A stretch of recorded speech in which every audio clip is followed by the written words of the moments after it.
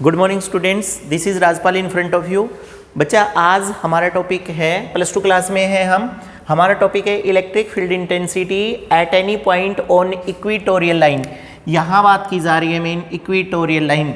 Guys last video हमारी axial line की थी। आपको पता है दोनों के दोनों topic 5 marks point of view से बहुत इंपॉर्टेंट है। प्लीज़ देखिए एक बार।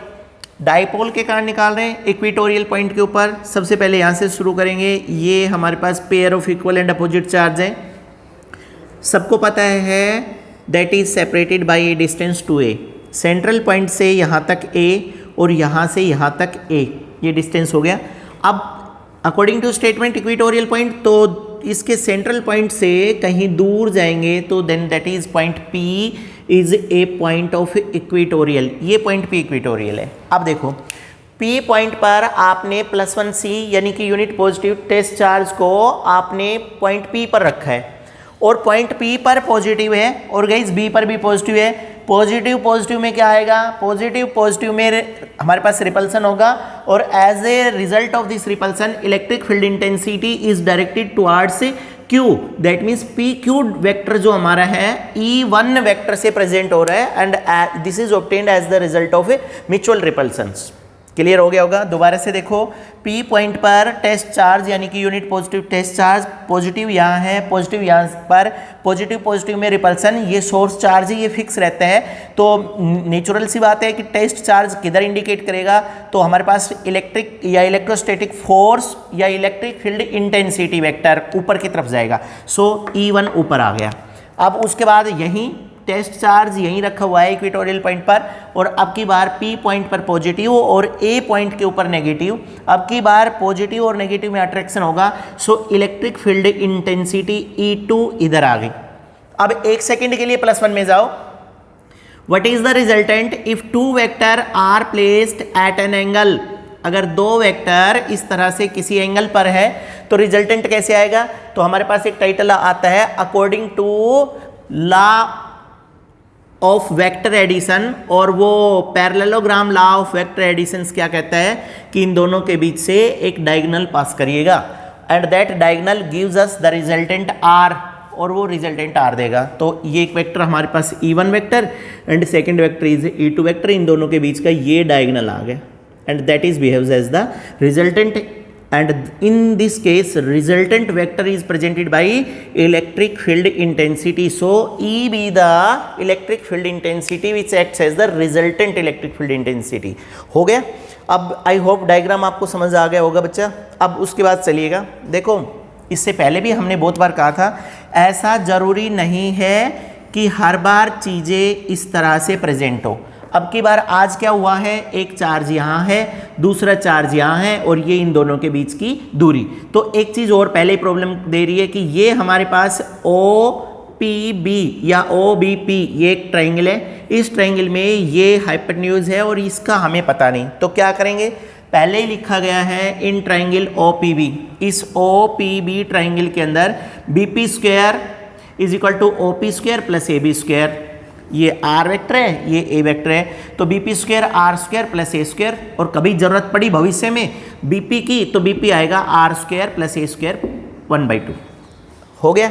इसका मतलब ये डिस्टेंस भी आ गया हमारे पास और सारे के सारे वेक्टर्स का भी पता चल गया। आइएगा, लिखा गया है electric field intensity at a point P due to +Q charge at B is E1 electric field intensity होगी। तो E1 हर बार करते हैं 1/4πε0 either charge upon square of distance between them. तो चार्ज यहाँ पर Q चार्ज रख दिया गया है और स्क्वायर ऑफ डिस्टेंस BP और BP का स्क्वायर। BP की वैल्यू हम पहले निकाल चुके हैं, BP² की डायरेक्ट वैल्यू रखेंगे BP² की वैल्यू, तो हमारे पास आएगा E1 is equal to 1/4πε0 Q upon R² plus A²। इसलिए सेकेंड इक्वेशन हमारे पास ऑब्टेन्ड होगी। Guys similarly the electric field intensity, जैसा मैंने अभी बोला था, similarly the electric field intensity due to -Q charge at a point A on the point P, यानी कि ये -Q चार्ज है और अब की बार टेस्ट चार्ज यहाँ रखा हुआ है, तो electric field intensity E2 find out करनी है। तो बच्चा E2 क्या आएगी? 1/4πε0 Q अपॉन AP²। अब की बार इन दोनों के बीच का डिस्टेंस AP है और सिमिलर लाइक टू एच। अब की बार ये जिस तरह से यहाँ पाइथागोरस लगाई है इसी तरह से यहाँ पर फाइंड आउट करें तो E2 की वैल्यू भी 1/4 pi epsilon naught Q by r square plus a square.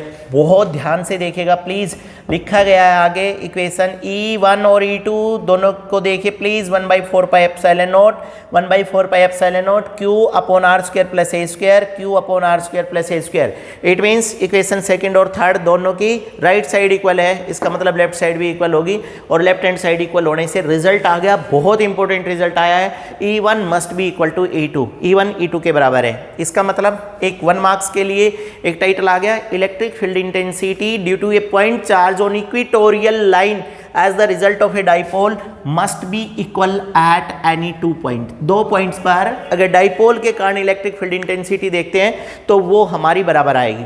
अब अगर इलेक्ट्रिक फील्ड इंटेंसिटी आ गई तो सबको पता है electric field intensity are obtained as the result of respective distance between the two charge.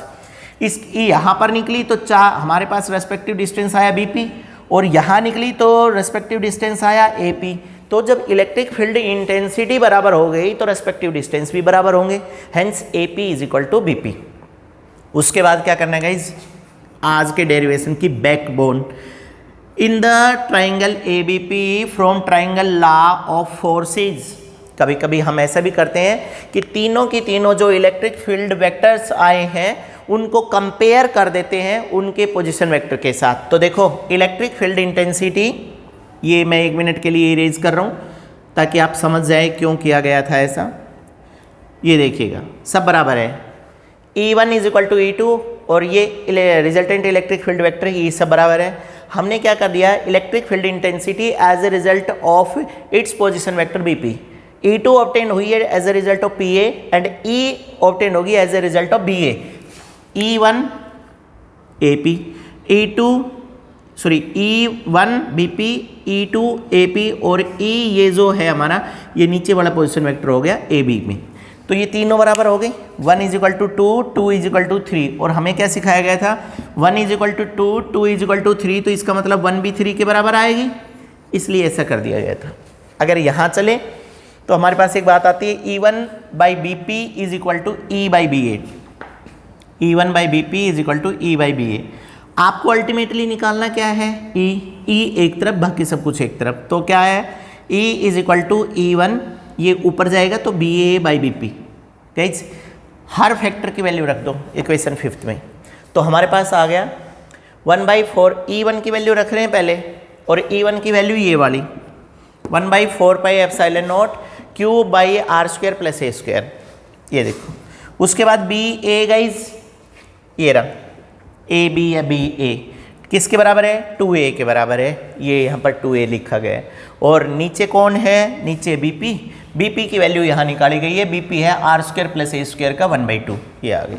अब देखो E is equal to 1/4 pi epsilon naught Q और 2A ये रहा बच्चा, r square plus a square, r square plus a square का 1/2, मतलब इसकी power 1 है और इसकी पावर हाफ। मैथ की टीचर कहती थी जब फिजिकल क्वांटिटीज़ का बेस मल्टीप्लाई होता है तो पावर ऐड हो जाती है, और 1 plus half 3/2। So 1/4 pi epsilon naught Q into 2A और नीचे r square plus a square का 3/2। Each and every one know about it, Q into 2A is equal to P dipole moment. और अगर यहाँ बात करें तो हमारे पास आएगा E is equal to 1/4 pi epsilon naught Q into 2A को बोल दिया P और r square plus a square का 3/2। अब अकॉर्डिंग टू डायग्राम से कल की तरह से अब फिर दिखाई दे रहा है R is very very greater than A। R A से बहुत बड़ा है, R A से बहुत बड़ा है तो A नेगलेक्ट हो जाएगा। हमारे पास आएगा E is equal to 1/4 pi epsilon naught guys P upon r square plus a square. एक यहाँ पर टेंड्स टू 0, ए खत्म हो गया तो आर स्क्वायर और यहाँ आर स्क्वायर और बाहर 3/2, 2 कैंसिल हो गया तो E is equal to 1/4 pi epsilon naught P by r cube. Very very important, कल का याद करो, electric field intensity is equal to 1/4 pi epsilon naught 2P by r cube आया था गाइज एक्सियल लाइन पे, और इक्वेटोरियल लाइन पे क्या आ गया, P बाई आर क्यूब। इसका मतलब मोटी मोटी बात ये बात निकल करके सामने आई है कि electric field intensity due to a dipole at a point of equatorial line half आएगी एक्सियल लाइन से। और गाइज अगर पूरे मटेरियल्स को एक मीडियम में रख दें तो सारा रिलेशन वही आएगा, E is equal to 1/4πε0 K, dielectric constant K और आ गया P/r² प्लस a² का 3/2। आई होप आपको समझ आ गया होगा गाइज। एक बार अच्छे से इसको करके और लर्न करके लिख के देख लें आप, फिर भी कोई दिक्कत आए तो प्लीज़ कमेंट बॉक्स में लिखेगा। Thank you.